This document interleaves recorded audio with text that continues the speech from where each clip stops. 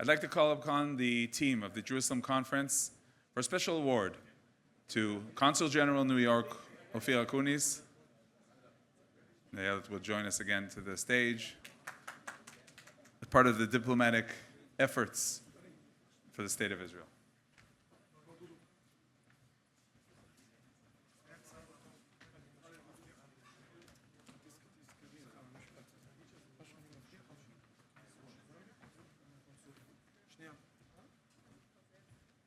Thank you very much. Of course, this is the moment to remind everyone that this event is a special partnership with the Israeli consulate. Thank you very much, Ofir Akunis, for all your activity 24/7 for the State of Israel.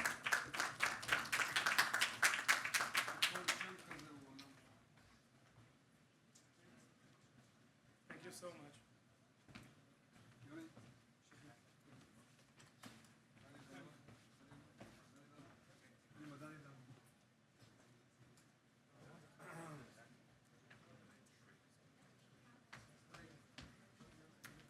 Thank you very much.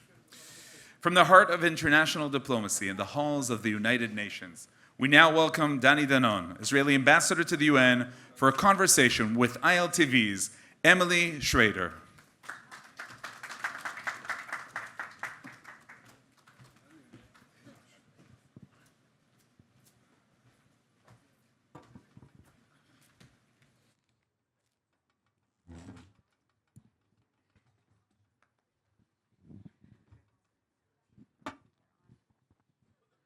All right, everybody awake? Thank you so much, Ambassador, for joining us today. I'd like to get right to what's going on this week when it comes to the humanitarian aid. As you know, we've watched the UN repeatedly accuse Israel of obstructing aid, even when hundreds of trucks of aid were going into Gaza on a daily basis. Now that Israel has a plan to work with non-UN partners, the UN's obstructing this plan. Why is the UN seemingly incapable of holding Hamas accountable for their theft of aid, knowing full well that this aid often doesn't even get into the hands of the Gazans who need it? Well, Emily, first of all, I'm very happy to be here this afternoon with many friends. You know, for me, it's inspiring to march on Fifth Avenue, to see so many friends of Israel, you know, coming from the UN. Usually I'm by myself carrying the flag, but, you know, seeing so many friends, it gives us a lot of courage.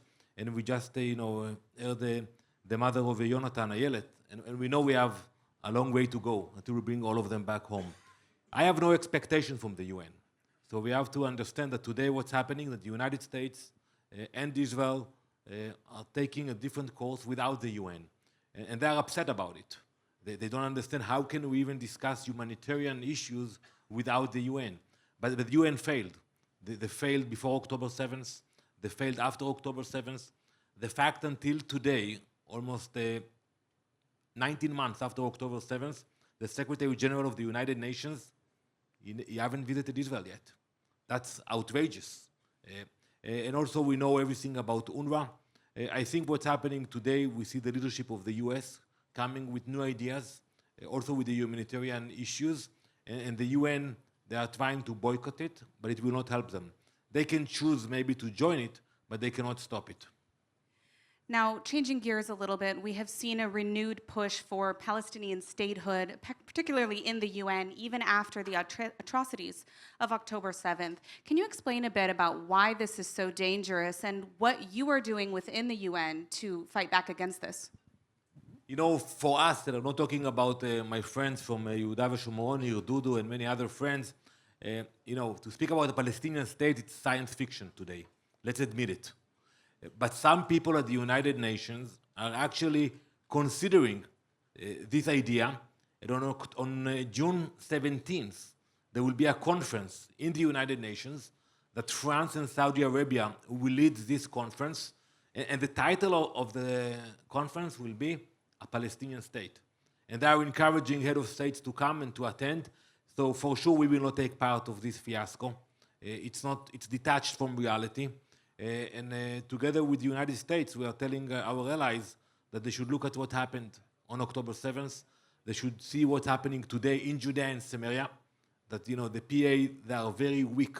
You know, today we're taking a lot of actions in Judea and Samaria, because the PA is not capable of doing much. So I think for us, we will continue to work together with the US and make sure that those ideas would stay in the mind of those people.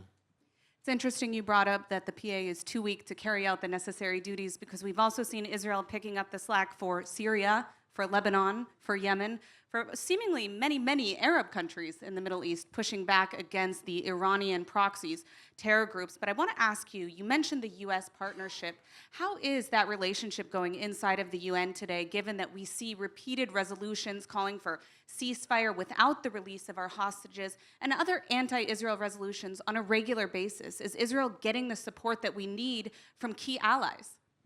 Absolutely, and I want to thank the United States. You know, we have read too many headlines, not in Besheva, don't worry, but in other outlets, speaking about a crisis between Israel and the US. That's a lie. You know, the US is standing with us. This last week, I was at the Security Council of the United Nations 3 times, and I heard the words of the US ambassador. We know that they are standing with us, and even today, when you speak with the officials, I met Ambassador Witkoff last week, and Prime Minister Netanyahu spoke with President Trump last week. They're standing with us, achieving all the goals of the war, which are bringing all the hostages back and defeating Hamas. So for us, we are not worried about it. Now, a final question. I know we don't have much longer, but I want to ask you, I know Israel has made quite a few diplomatic strides, even within the UN, the theater of the absurd, and a lot of that is to credit to you for the work that you have done. What are some of your accomplishments within the UN that you have worked on, even during this extremely difficult time? So, you know, Emily, I never thought I'll come back to this position. By the way, I'm the first, probably the only Israeli to serve twice at the United Nations. You know, after 5 years, it's more than enough.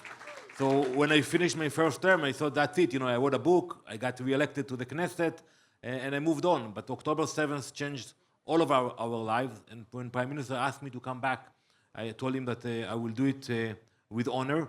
And we are doing a lot. I just came back 2 weeks ago. I took a delegation of UN ambassadors to Auschwitz and to Israel. And I was surprised to see that 30 UN ambassadors registered and joined me. And it speaks volumes. You know, when during a wartime, you have so many ambassadors coming to stand with us, to march with us in Auschwitz, and then going to see what happened on October 7th. We still have friends. Not everybody is against us, but we have to be strong. We have to decide what we want to achieve, how we want to achieve it, and the rest will follow us. All right, well, hopefully we'll continue to see more developments on the diplomatic front, thanks to leaders like you. Ambassador Dannon, thank you so much. Thank you very much.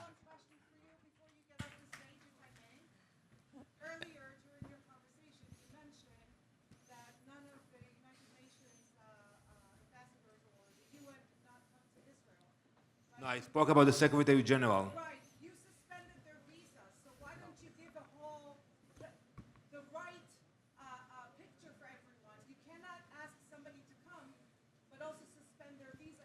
I will answer your question. First of all, Secretary Guterres doesn't need a visa. He should have been in Israel on October 8th. That's the role of the Secretary General of the United Nations. Regarding UN officials who are spreading lies against Israel, we will not allow them to come to Israel and continue with that. If they want to do humanitarian work, they are welcome. If they want to do advocacy against Israel, they should do it here at the UN, but not inside Israel. Thank you very much. Thank you very much. We will now continue in